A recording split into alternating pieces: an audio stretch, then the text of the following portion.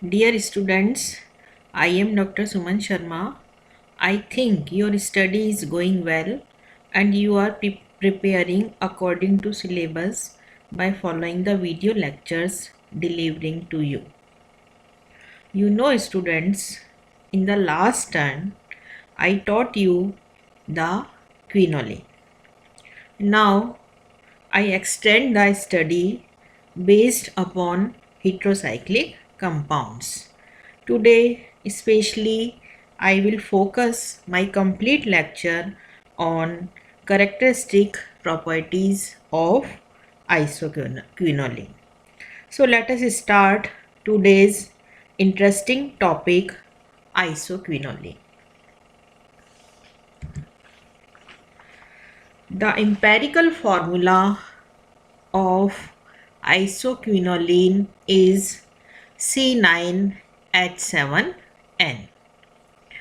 Isoquinoline is a fused aromatic ring system, also known as benzo-C-pyridine, right? In isoquinoline, all ring atoms, 9 carbons and 1 nitrogen, are sp2 hybridized. Okay. 2 sp2 orbitals on each atom overlap with each other to form the carbon-carbon bond and carbon-nitrogen sigma bond. The third sp2 orbital on each carbon atom overlaps with an s orbital of hydrogen and forms CH sigma bonds, right? The third sp2 orbital of nitrogen is occupied by the nitrogen lone pair of electrons, okay? Each ring atom possesses one unhybridized p orbital containing one electron, and those are perpendicular to the plane containing the sigma bonds, right? Overlap of these p orbitals produces delocalized pi molecular orbital containing 10 electrons, right? Isoquinoline shows aromatic properties because the resulting molecular orbital satisfies the Huckel's rule, that is 4n plus 2 rule, right? The nitrogen lone pair is not released into the aromatic system because it is perpendicular to the pi system. Okay. The nitrogen withdraws electrons by resonance, resulting in an electron deficient ring system. Here is the resonating structures of isoquinoline, right? जैसा कि अभी हमने discuss किया है, isoquinoline में benzene ring pyridine rings के C3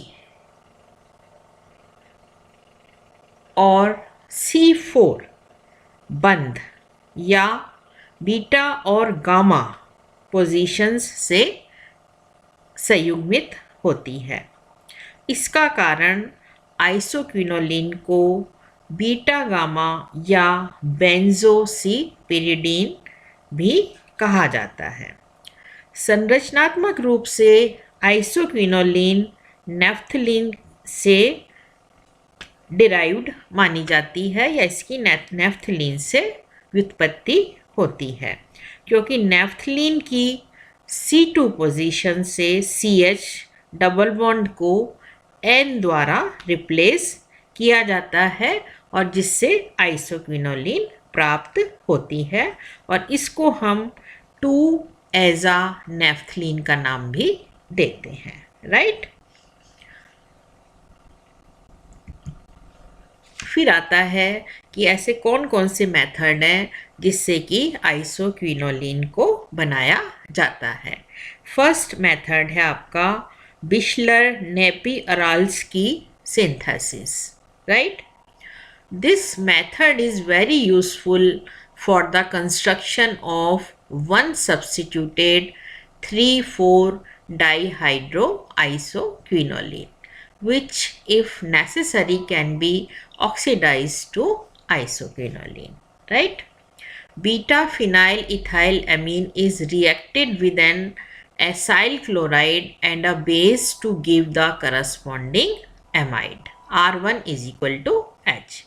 And then this is cyclized to a 3,4-dihydroisoquinoline by treatment with either phosphorus pentoxide or phosphorus oxychloride. Finally, aromatization is accomplished by heating the 3,4-dihydroisoquinoline over palladium on charcoal, right? इस synthesis के अंदर beta phenyl ethyl amine के acetylation से प्राप्त beta phenyl इथाइलएमाइड का अम्लीय माध्यम में P2O5, PCl5, POCl3 और जिंक क्लोराइड के साथ गर्म करने पर चक्रीय निर्जलीकरण होता है और इस अभिक्रिया के फलस्वरूप डाईहाइड्रोआइसोक्विनोलिन प्राप्त होती है और उसका जब विहाइड्रोजनीकरण या डिहाइड्रोजनेशन किया जाता है तो हमको आइसोक्विनोलिन मिलता है। तो ये जो सिंथेसिस है ये बिशलर नेपी-अराल्स्की सिंथेसिस कहलाती है, राइट? यहाँ पर हमने इसकी पूरे रिएक्शन को देकर शो कर रखा है, ठीक है?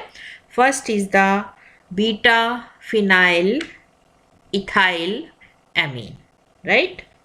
इसकी रिएक्शन इसका जब एसाइलेशन करवाया जाता है तो 1 मोल ऑफ HCl निकल जाता है और यहाँ पर ये इंटरमीडिएट प्रोडक्ट बन जाता है, राइट?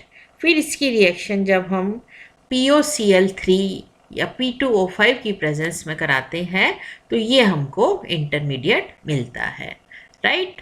फिर फर्दर जो है यहाँ पर ये वाला जो इंटरमीडिएट है वो बन जाता है। इसमें से -P-OH निकल जाता है दिस वन और यहाँ पर हमको ये डाईहाइड्रोआइसोक्विनोलिन मिल जाता है। अब इसका जब हम पैलेडियम और कार्बन की प्रेजेंस में हाइड्रोजिनेशन करवाते हैं तो सब यहाँ पर अभी तो सब्स्टिट्यूटेड आइसोक्विनोलिन मिल जाता है, राइट? यदि RH है तो ये आइसोक्विनोलिन प्राप्त होता है, राइट? फिर दूसरी सिंथेसिस आती है Pictet Spengler synthesis. Beta phenyl ethyl amine react with an aldehyde. The reaction intermediate is an imine, which provided the benzene ring contains electron donating groups. Often ring closes under very mild acidic conditions, right? Indeed, cyclization can occur under physiological conditions, and in nature this is an important step in the biosynthesis of many tetrahydroisoquinoline alkaloids. This tetrahydroisoquinoline can be dehydrogenated by palladium to form one substituted isoquinoline, right? यहाँ पर ये हमने इसको reaction देकर समझा रखा है।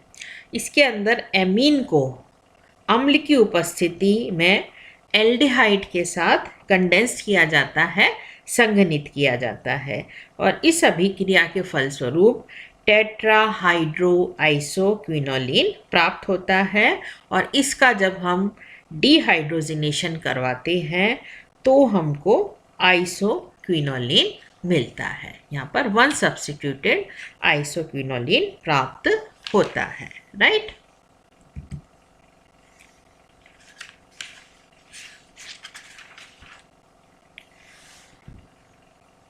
फिर आता है इसका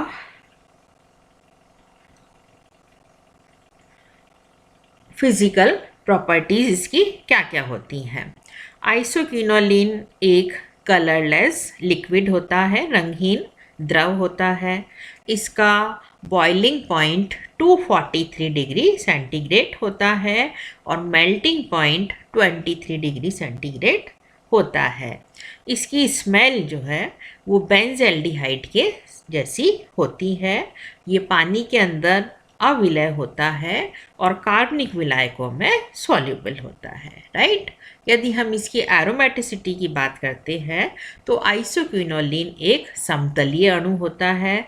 इसके अंदर 10 पाई इलेक्ट्रॉन चक्रीय रूप से डिलोकलाइज या विस्थानीकृत होते हैं और ये हकल के नियम की पुष्टि करते हैं। इसका द्विध्रुव आघूर्ण 2.6 डी होता है जो आवेशित अनुनादी संरचनाओं को प्रमाणित करता है, राइट। इसको अभी हम आगे डिस्कस करेंगे। अब आता है इसका बेसिक कैरेक्टर या क्षारीय गुण।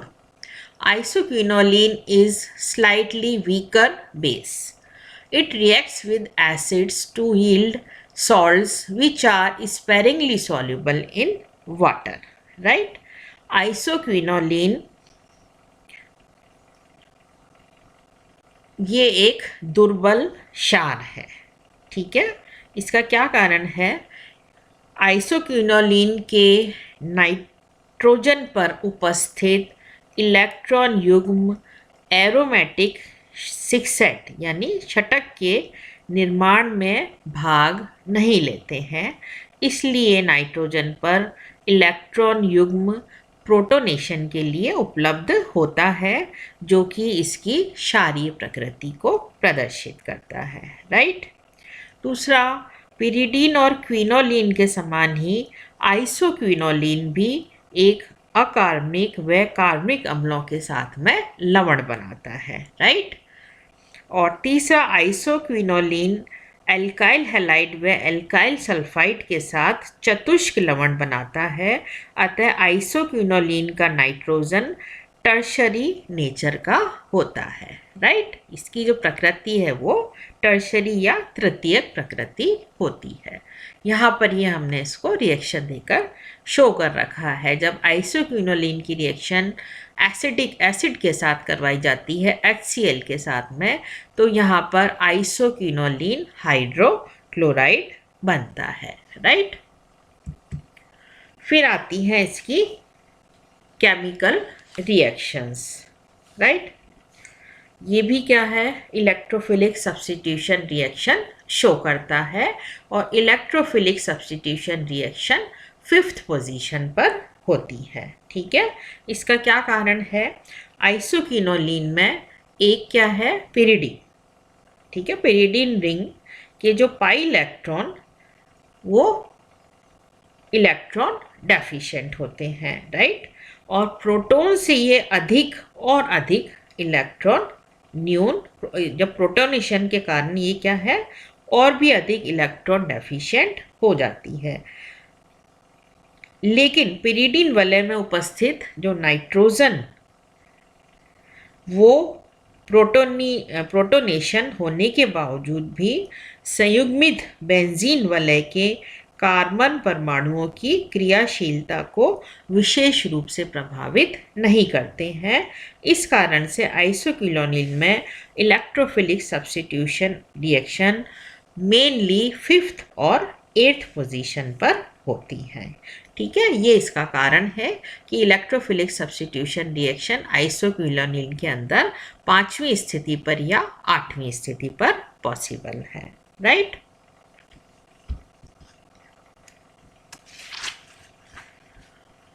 तो फर्स्ट जो रिएक्शन है दैट इज नाइट्रेशन, ठीक है। जब आइसोक्विनोलिन का नाइट्रेशन किया जाता है in presence of HNO3 and H2SO4 तो हमको यहाँ पर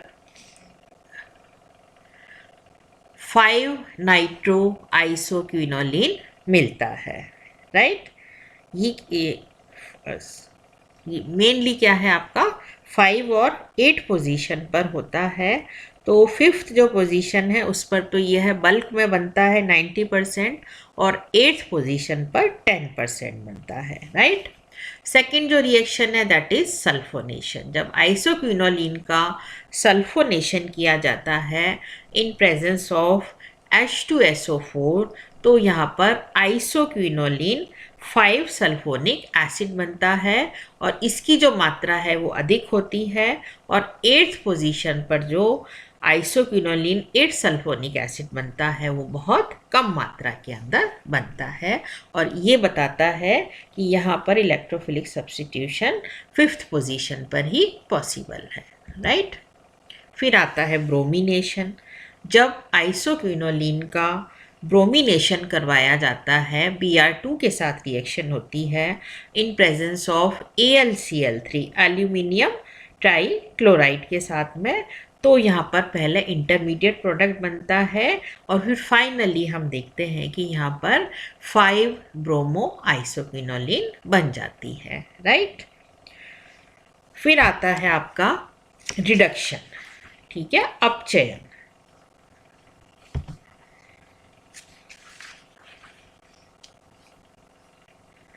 जब आइसोक्विनोलिन का रिडक्शन किया जाता है तो यहाँ पर यदि ये क्या है कैटलिस्ट पे डिपेंड करता है कि आइसोक्विनोलिन के अपचयन में आपने कौन सा कैटलिस्ट काम में लिया है। यदि आइसोक्विनोलिन को अपचयन करने में हम C2H5 होल ट्वाइस AlH, ठीक है, डाई इथाइल एल्यूमिनियम हाइड्राइड लेते हैं तो हमको 1,2 डाई हाइड्रो आइसोक्विनोलिन मिलता है, राइट।